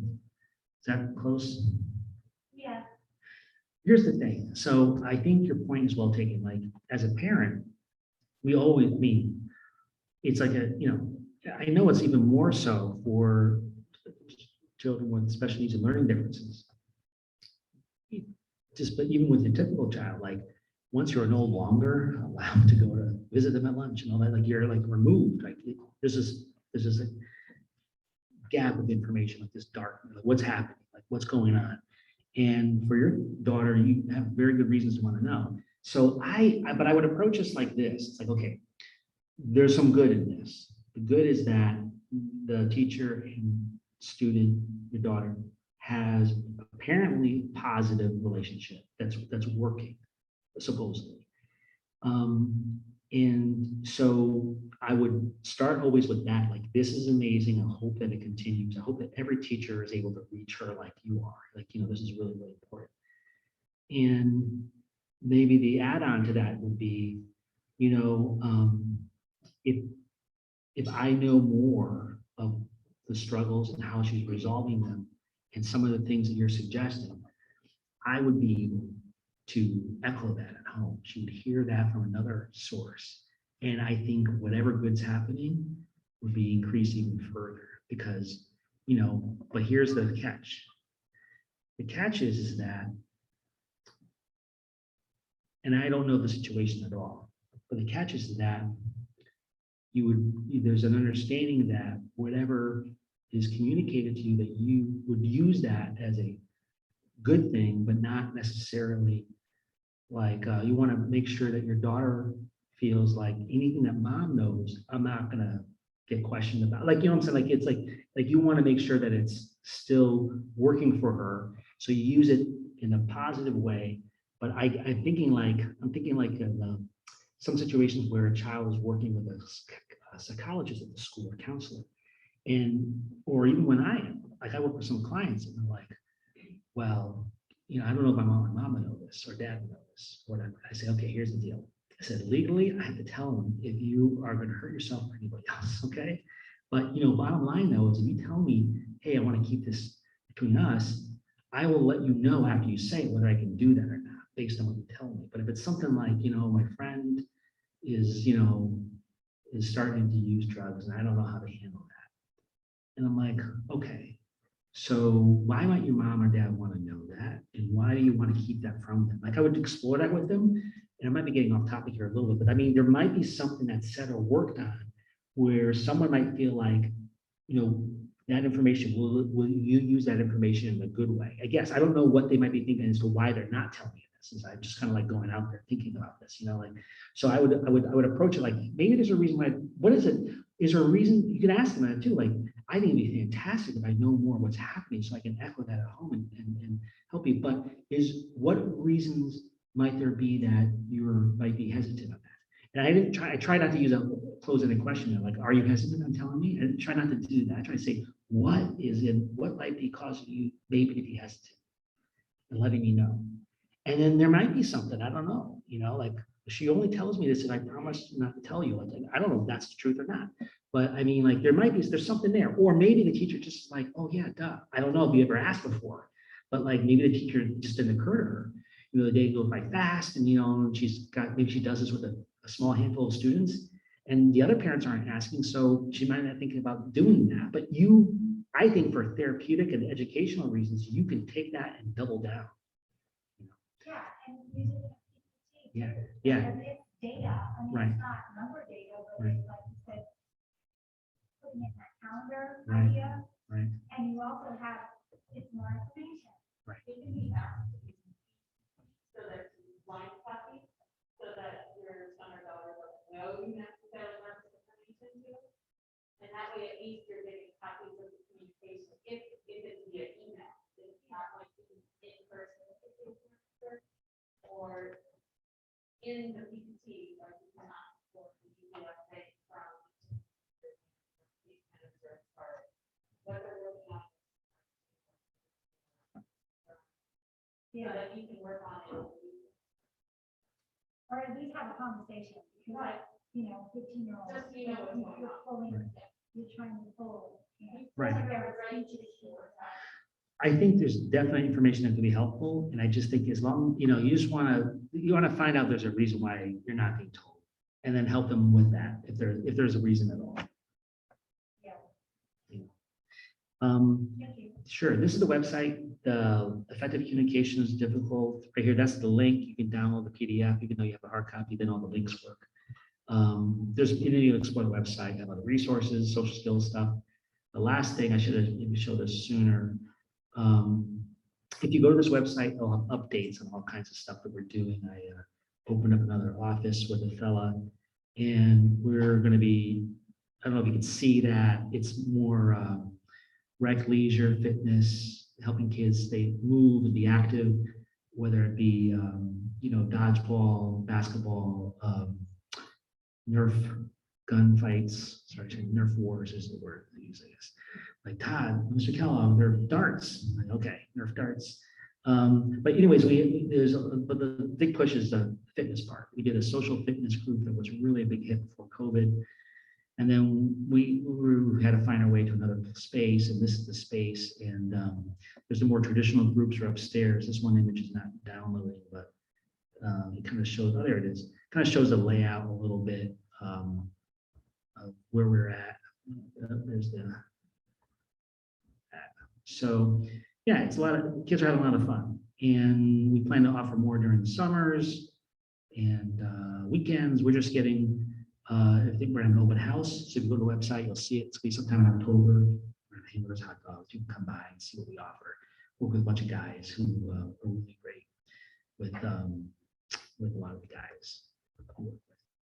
So I think that's my part. PositiveFamilyBehavior.com. But that's on the bottom of your page, PositiveFamilyBehavior.com. It's right there. So most of the demand is middle school and higher. That's most of the demand. Though there's a fair enough, every now and then we get elementary age kids come through. The fitness groups, those who are interested, we actually mixed the ages up and it worked out really well. Because it was still some social skills pushing, but there was a lot of, hey, we're getting stronger, we're getting fitter, we're punching the punching bag, and we're doing this many push-ups, and it didn't really matter with the age at that point. People were able to work together, and so sometimes it works out well. Okay, well, thank you very much. You bet.